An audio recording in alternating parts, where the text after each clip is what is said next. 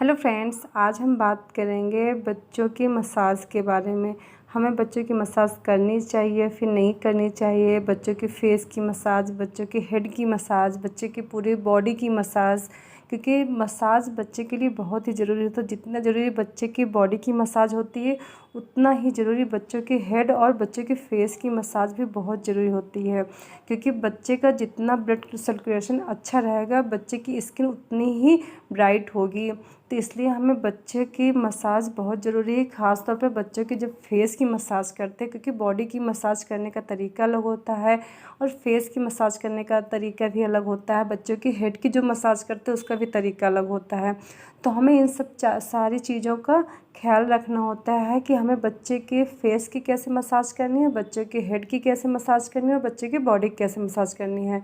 तो आज हम बात करेंगे बच्चों के फेस और बच्चे की हेड की मसाज कैसे करनी है। तो जैसा कि आप देख रहे हैं, सबसे पहले हमें तेल अच्छे से हाथ में लेना है और बच्चे के हेड में अच्छे से धीरे धीरे सर्कुलर मोशन में बच्चे के मसाज करनी है हमें।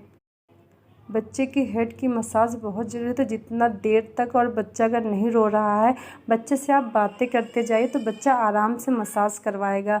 अगर बच्चा छोटा है, सो रहा है, तो बच्चा जब सो रहा है उस टाइम भी आप बच्चे की हेड की मसाज कर सकते हैं। उस टाइम वो आराम से करवा लेगा। अगर बच्चा जग रहा है तो जैसे कि बातें करते जाए, जैसे कि आप देख रहे हैं मैं बेटे से अपने बातें करते जा रही हूँ और मसाज करते हैं, तो बड़े आराम से खुशी खुशी मसाज करवा ले रहा है। तो जैसे आप देख रहे हैं ऐसे ही आपको बच्चे के हेड की मसाज करनी। इससे बच्चे की सबसे बड़ी बात है ना कि जितना आप बच्चे की हेड की मसाज अच्छे से करेंगे तो बच्चे को नींद भी अच्छी आएगी, बच्चा रिलैक्स महसूस करेगा और बच्चे के जो हेयर ग्रो है वो भी बहुत अच्छे से होगी। तो इसलिए हमें बच्चे की हेड की मसाज अच्छे से करनी चाहिए। और हाँ, बच्चों का सर जैसे होता है कि कभी कभी बच्चा एक साइड लेटा होता है या फिर जन्म के समय बच्चे का सर टेढ़ा होता है, लंबा होता है, गोल नहीं होता है, तो उसके लिए भी हमें बच्चे की हेड की मसाज अगर सही तरीके से करेंगे और जिस तरह की आप देख रहे हो उस तरह हल्के हाथों से हमें बच्चे का सर दबाते रहेंगे तो बच्चे का सर धीरे धीरे करके गोल हो जाएगा। तो जब भी हम बच्चे की मालिश करें तो बच्चे का सर हमें अच्छे से ऐसे ही धीरे धीरे हाथों से, हल्के हाथों से बच्चे का सर चारों तरफ से दबाना है। तो बच्चे का सर हमेशा गोल रहेगा, बच्चे का सर चिपकेगा नहीं। तो हमें बच्चे की हेड की मसाज ऐसे ही करनी है जैसे कि अभी आपने देखा है। उसके बाद बच्चे के माथे में, यानी कि बच्चे के जब माथे में हम मसाज करेंगे तो उसको भी अच्छे से करना, क्योंकि बच्चे के माथे में बाल भी होते हैं। तो उसको अगर हम सही तरीके से करेंगे, छोटे से ही, जब बच्चा छोटा होता है जन्म के बाद से, तो अगर मसाज इस तरह से करेंगे तो बच्चे के जो हेयर होते हैं हल्के हल्के जो छोटे छोटे होते हैं वो आराम से बच्चे के सारे हेयर धीरे धीरे करके मसाज की सहायता से वो निकलते जाएंगे। तो हमें बच्चे के सर की मसाज, बच्चे के माथे की मसाज बहुत ही अच्छे तरीके से करनी होती है, जिससे कि बच्चा बहुत ही रिलैक्स महसूस करता है। अब बात आती है बच्चे के कानों की मसाज। बच्चे कान की मसाज आप जितना अच्छे से करेंगे, क्योंकि बच्चों के कान में कहते हैं अगर मालिश करने से ख़ास तौर पर ठंडियों में अगर बच्चों के सरसों के तेल से कान में मालिश करेंगे तो बच्चे को जो सर्दी जुकाम होती है वो होने का डर बहुत ही कम रहता है, बच्चे को जल्दी से सर्दी जुकाम नहीं होती है। उसके बाद फिर हम बच्चे के, जैसे किसी किसी बच्चों की नाक उठी हुई नहीं होती, ऊंची नहीं होती है, तो उन बच्चों के जो नाक की मसाज है, आप जन्म के बाद से अगर इस तरीके से आप मसाज बच्चों की नाक ऐसे उठाएंगे धीरे धीरे हाथ में तेल लगा के, तो धीरे धीरे करके, क्योंकि जन्म से लेकर 1.5 साल तक आप बच्चे की जो नाक है ना वो आराम से उठा सकते हैं, क्योंकि बच्चे की स्किन सॉफ्ट होती है। तो धीरे धीरे करके अगर आप डेली दिन में 2 बार बच्चे की नाक की ऐसी ही मसाज करें तो धीरे धीरे करके बच्चे की नाक जो चपटी हुई होती है या फिर बच्चों की उठी कम होती है तो वो आराम से ऐसे धीरे धीरे करके उठने लगती है।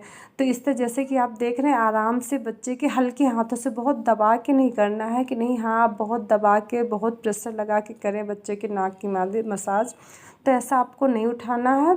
आपको एकदम हल्के हाथों से धीरे धीरे करके ऊपर की तरफ ले जाना है।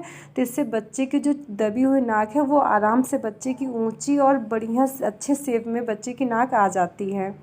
उसके बाद हमें क्या करना है कि बच्चों की आँखों की चारों तरफ, जैसे कि आप देख रहे हैं बच्चे की आँखों की चारों तरफ, ऊपर साइड और नीचे की तरफ ऐसी आपको बच्चे की अच्छे से मसाज करनी है, जिससे कि बच्चे का ब्लड सर्कुलेशन अच्छा होगा, बच्चे की आँखें भी स्वस्थ रहेंगी और बड़ी भी धीरे धीरे करके होती जाएंगी। आपको फिर बच्चे के यहाँ पे, जैसे कि आप देख नाक के नीचे, यहाँ भी हल्की हल्की मालिश करनी है। यहाँ पे जितना आप बच्चों के फेस की मसाज इस तरीके से करेंगे तो बच्चे की जो स्किन होती है ना, जैसे कुछ कुछ बच्चों की स्किन ना बहुत ही सांवली होती है, तो आप इस तरह से मसाज करेंगे। खासतौर पर अगर नारियल के तेल से मालिश करेंगे इस तरह, या फिर बादाम के तेल से मालिश करेंगे तो बच्चे की स्किन का कलर भी धीरे धीरे साफ़ होगा और बच्चे की स्किन चमकदार होगी।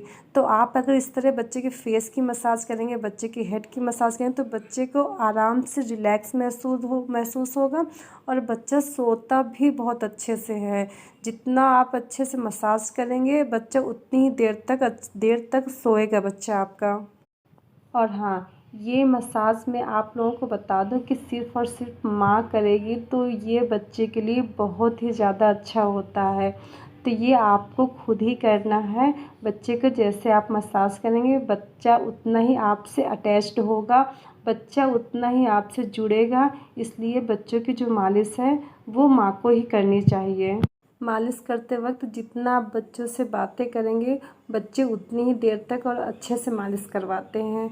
तो आप जब भी बच्चे से मालिश करें, बच्चे से उतनी बातें करें, बच्चे उतनी ही एक्टिव होते हैं, बच्चे आपकी लैंग्वेज को भी समझना सीख जाते हैं। और साथ ही साथ अगर माँ बच्चों की मालिश करती है तो वो इमोशनली रूप से बच्चे से अटैच्ड होती है।